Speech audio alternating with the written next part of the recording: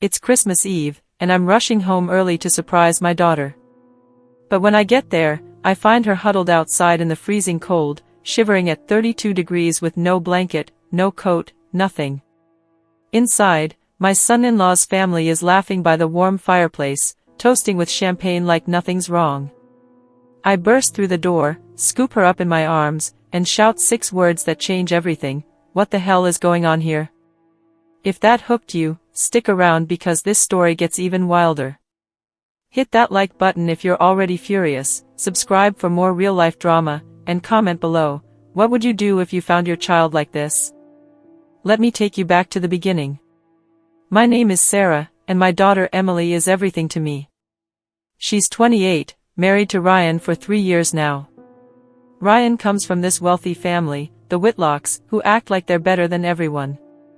Emily's always been sensitive, but lately, she's been struggling. She's had 2 miscarriages in the past year, and it's broken her heart. She's fallen into a deep depression, barely getting out of bed some days. Ryan promised to support her, but his family? They're cold as ice. I live a few states away, but I decided to fly in unannounced for Christmas. I wanted to bring some joy, you know? Bake cookies, watch old movies, make her smile again. The flight was delayed, so I arrived late at night. Boise, Idaho, in winter is brutal, snow everywhere, wind cutting through you like knives.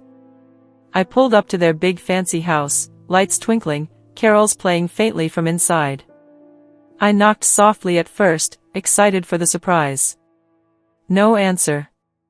That's weird, I thought. I peeked through the window and saw the Whitlocks gathered around the fireplace, Ryan's parents, his siblings, all dressed up, glasses clinking. They were joking and laughing, looking so cozy. But where was Emily? My heart started pounding.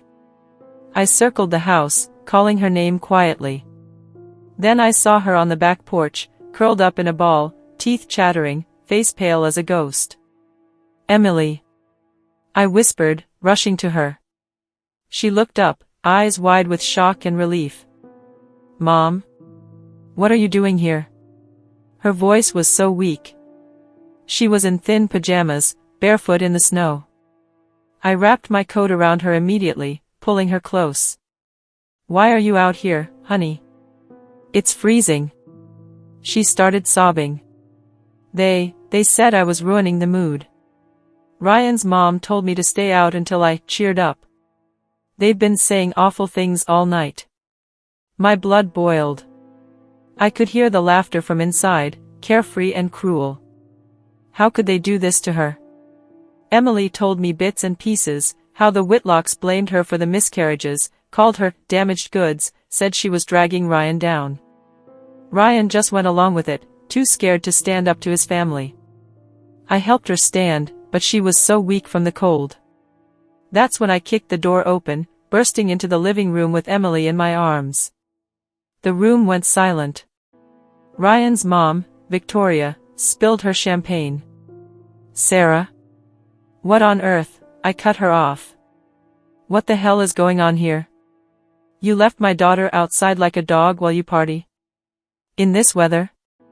Ryan stammered, Mom, it's not what it looks like. But I saw the guilt in his eyes. The whole family stared, shocked that someone finally called them out. I didn't wait for explanations. I grabbed Emily's things, her phone, wallet, some clothes, and stormed out, ignoring their protests. In the car, I cranked the heat and drove straight to a hotel. Emily cried the whole way, apologizing like it was her fault. They hate me, Mom. They think I'm worthless because I can't give them grandkids. I held her hand tight. You're not worthless. You're my world. We're getting you out of this. That night, I stayed up watching over her, making sure she warmed up. I knew this was just the start. The Whitlocks weren't going to let this go easily. They're powerful people, lawyers, connections in town. But I wasn't backing down. No one treats my daughter like that and gets away with it. As we settled in, Emily opened up more. The abuse had been going on for months, subtle at first, then outright cruel. Victoria would make snide comments at family dinners, if you can't carry a child, maybe you're not meant to be a mother. Ryan's dad would laugh it off. Ryan? He'd tell Emily to toughen up. It broke her spirit. She hadn't told me because she didn't want to worry me. But now, seeing her like this, I was ready to fight. The next morning, Christmas Day, Emily and I woke up in that hotel room, far from the Whitlocks' fancy house. No presents, no tree, just us sipping hot coffee, trying to make sense of it all. She looked better, color back in her cheeks, but her eyes were still haunted. "Mom, what do we do now?" she asked. I hugged her. "We get you safe, honey. Away from them." First things first, I called my old friend Jake. He's a cop in Boise, actually a former student of mine from when I taught high school. Tough guy, but heart of gold.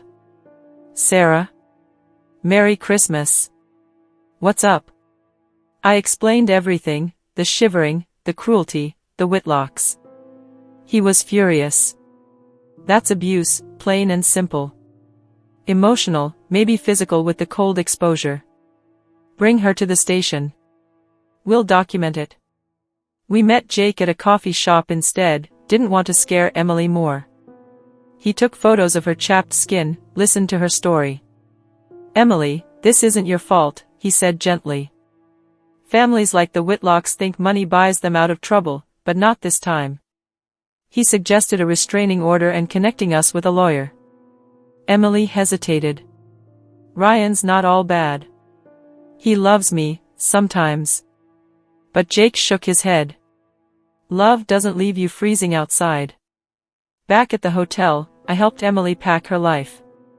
We rented a small apartment on the other side of town, nothing fancy, but safe. I stayed with her, cooking meals, watching movies, just being there.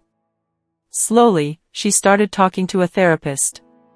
Turns out, the miscarriages had triggered severe depression, and the Whitlocks' words made it worse. They said I was faking it for attention, she confessed one night. It broke my heart. Meanwhile, the Whitlocks blew up our phones. Ryan texted Emily, "Come home, babe. Mom didn't mean it." Victoria called me, all fake sweet, "Sarah, let's talk this out like adults." I ignored them. But then a letter arrived, from their lawyer, demanding Emily return or face consequences. They claimed I kidnapped her. Ridiculous. Jake laughed when I showed him. "They're bluffing. But let's counter." We filed for divorce. Emily was scared, but I held her hand through it. "You're strong, Em. Stronger than them." Our lawyer, a sharp woman named Lisa, dug into the Whitlocks' history. Turns out, they had a pattern: bullying in-laws, shady business deals. Lisa said, "We can use this. Emotional abuse, endangerment, it's solid." As weeks turned to months, Emily blossomed a bit. She got a job at a bookstore, made a friend or two. Jake checked in often, bringing pizza, making us laugh. There was a spark there, between him and Emily, but neither admitted it yet. Me? I was the rock, but inside, I seethed. How dare they hurt my girl? One night, Emily had a breakdown. "Mom, what if I lose everything?" I wiped her tears. "You already won by leaving. Now, we fight back." That's when we decided to go public, not fully, but enough to rally support. Lisa advised against it, but I posted anonymously on a local forum. The responses poured in, "That's horrific. Get a lawyer." It gave Emily hope. But the Whitlocks fought dirty. Ryan showed up at the apartment, banging on the door. "Emily, open up. This is crazy." Jake arrived just in time, badge flashing. "Step back, Ryan. She's done." Ryan sneered, "You'll regret this." "Oh, we would see about that." If this story's got you hooked so far, pause and hit subscribe, don't miss the twists ahead. Like if you're rooting for Emily, and comment, have you ever escaped a toxic family? Share your thoughts, it helps others feel less alone. Spring came, and with it, the divorce proceedings heated up. Emily and I walked into that Boise courthouse, heads high, but nerves on edge. The Whitlocks were there in full force, Victoria with her pearl necklace, looking smug, Ryan's dad, a big-shot businessman, whispering to their fancy lawyer. Ryan avoided our eyes, fiddling with his tie. Jake sat behind us for support, his presence like a shield. Lisa, our lawyer, started strong. Your Honor, this isn't just a divorce. It's escape from abuse. She presented evidence, Emily's therapy notes detailing the emotional torment, photos from that Christmas night showing her frostbitten toes, witness statements from neighbors who'd heard the yelling. Emily took the stand, voice trembling but clear. They locked me out because I was depressing the party. After my miscarriages, they called me broken. Ryan, he just watched. The judge nodded, but then the Whitlock's lawyer countered. This is exaggeration, Your Honor. Mrs. Whitlock invited Emily inside multiple times. The shivering was her choice, dramatic, perhaps, due to her mental state. They brought experts, a psychiatrist who'd never met Emily, claiming she was unstable. Victoria testified, tears fake as can be, we love Emily. She just needs help. I wanted to scream. Cross-examination was brutal. Their lawyer grilled Emily, didn't you refuse to join the family? Weren't you the one causing drama? Emily broke down, sobbing. I gripped the railing, furious. Lisa objected left and right, but the judge seemed swayed by the Whitlock's polish. Then, the bombshell, we had a recording. Emily's phone caught audio from that night, Victoria's voice clear, let her freeze, maybe it'll toughen her up. Laughter in the background. But the judge ruled it inadmissible. Improperly obtained, he said. Turns out, he golfed with Ryan's dad. Corruption at its finest. Ryan testified last, all remorseful, I love my wife. This is a misunderstanding. But his eyes darted to his parents. Emily whispered to me, he's lying. The hearing dragged on, days of back and forth. Outside, media started sniffing around, a local reporter tipped off by the Forum Post. Abusive in-laws, the headline read. The Whitlocks hated the spotlight.